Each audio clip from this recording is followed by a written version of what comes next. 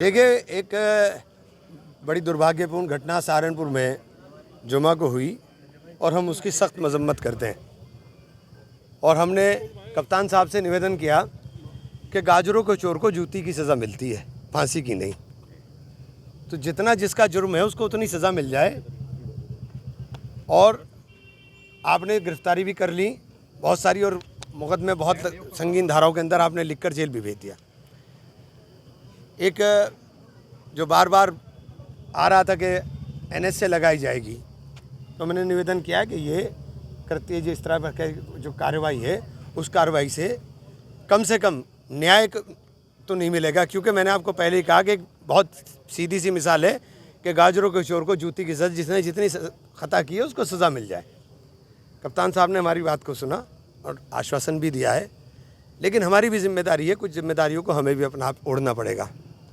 हम चाहे उलेमा हों चाहे पॉलिटिकल लोग हों, हम अपनी जिम्मेदारी से नहीं भाग सकते। हमें इस बात का सख्ती के साथ आज हम जा कर के बात भी करेंगे कि जुमा की नमाज के बाद ये प्रदर्शन किसी भी सूरत में जायज़ नहीं है।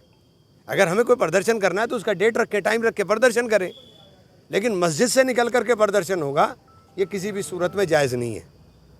और लोग जुमा को, अब सोशल मीडिया पे आज चल रहा है कि रविवार, सोमवार, मंगलवार, वीरवार और पत्थरवार, ये क्या ड्रामा देश के अंदर शुरू हो गया। अगर कोई दूसरा इस तरह के बात बोल रहा है तो उसको बोलने का मौका कौन लोग दे रहे हैं। हमें इस बात को बहुत सख्ती के साथ रोकना पड़ेगा कि मस्जिद के अंदर नमाज हो रही है तो नमाज का मतलब सिर्फ नमाज है और नमाज के अलावा कुछ भी नहीं है। और अल्लाह से दुआ करें, बाहर निकल करके अपने घर पे जाएं और काम के ऊपर जाएं। हमने इस जिम्मेदारी को ओढ़ने का काम करेंगे और अपने शहर के अमन को बचाने के लिए अगर हमें जान देनी पड़ेगी अपनी जान भी देंगे। इसलिए मैं उन लोगों में से नहीं हूं जो जिम्मेदारी से भाग करके मुंह छुपाऊंगा। मैं जिम्मेदारी के साथ हर चीज़ को पहले भी कहा है और आगे भी। और इसीलिए प्रशासन से भी मैंने निवेदन किया है कि ये जो NS से है और ये इस तरह का हो रहा है, इसके ऊपर आपको रोक लगानी चाहिए। और ये कार्रवाई जो है NS से की है, जो संगीन धाराओं में मुकदमे हुए हैं, इनके अंदर कहीं गोली नहीं चली कि 307 हो, कहीं किसी के चोट नहीं लगी कि 307 हो, कोई लूट नहीं हुई तो आपने लूट हो। तो इन तमाम चीज़ों को, तथ्यों को, और DM कप्तान साहब ने आश्वासन दिया है कि इन सब चीज़ों को देख करके वो करेंगे। कुछ उम्मीदें उनसे और कुछ हम काम करेंगे। उनकी उम्मीदों को ऊपर प्रशासन की खरा उतरें तो निश्चित रूप से शहर का अमन बचा रहेगा और सबके लिए ज़रूरी है कि अमन बचे। नेताजी, बुलडोजर की जो कार्रवाई हुई है उसके बारे में आपका क्या कहना है? देखिए, बहुत सारी चीज़ों को बोला नहीं जा सकता, लेकिन मैं इतना ही कह सकता हूँ कि जो बुलडोज़र चल रहा है, ये जो प्रदेश के अंदर बुलडोज़र की कार्रवाई हो रही है, ये पूरे न्याय सिस्टम को दूषित करने का काम कर रही है, ध्वस्त कर रही है। आप पूरे सिस्टम को, एक न्यायिक प्रक्रिया है, उस पूरी प्रक्रिया को ध्वस्त करने का काम कर रहे हो। आपने प्रयागराज में मकान ज़मीन दोस्त कर दिया। चलो यहाँ तो छोटा सा छज्जा ही गिराया आपने, यहाँ तो छज्जा ही गिरा है छोटा सा उसका, लेकिन आपने वहाँ तो पूरा मकान ज़मीन दोस्त कर दिया।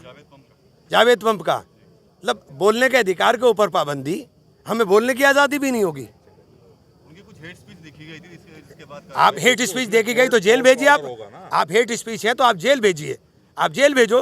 हेट स्पीच है आपके पास, ये जो पूरा सिस्टम है CRPC IPC किस चीज़ के लिए है? इसी चीज़ के लिए है ना। आप जेल भेजो। कल को मेरे घर पर भी चल सकता है बुलडोज़र, मैं बोल रहा हूँ, मेरे घर पर भी चल सकता है। ये नहीं है और हम लोग डरने वाले नहीं है। कल को चलाना, आज चलाना, कल चला दे। हम डरने वाले नहीं और ना डरूंगा कभी ज़िंदगी के अंदर। देखिए मेरा सुनिए बात, हमारा बहुत स्पष्ट कहना है।